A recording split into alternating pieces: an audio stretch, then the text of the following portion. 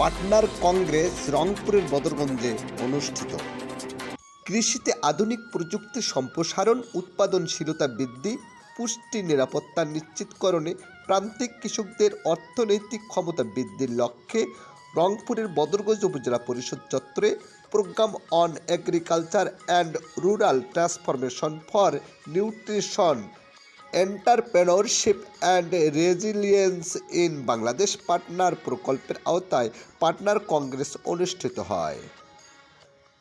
আলোচনায় অর্জন, ভবিষ্যৎ পরিকল্পনা এবং গ্রামীণ জনগোষ্ঠীর জীবনমান উন্নয়নে কৃষি, পুষ্টি, উদ্যোক্তা উন্নয়ন ও জলবায়ু সহনশীলতা বৃদ্ধির বিষয়ে নিয়ে আলোচনা করা হয়।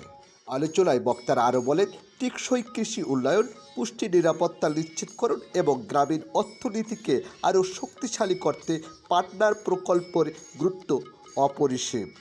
উপজেলা নির্বাহী কর্মকর্তা আঞ্জুমান সুলতানার সভাপতিত্বে অনুষ্ঠানে প্রধান অতিথি হিসেবে উপস্থিত ছিলেন পার্টনার প্রকল্পের মনিটরিং অফিসার অশোক কুমার রায়, উপজেলা কৃষি কর্মকর্তা সেলিনা আফরোজ, উম্মে হাবিবা মুন সিনিয়র উপজেলা মৎস্য অফিসার সহ অন্যান্য কর্মকর্তাবৃন্দ।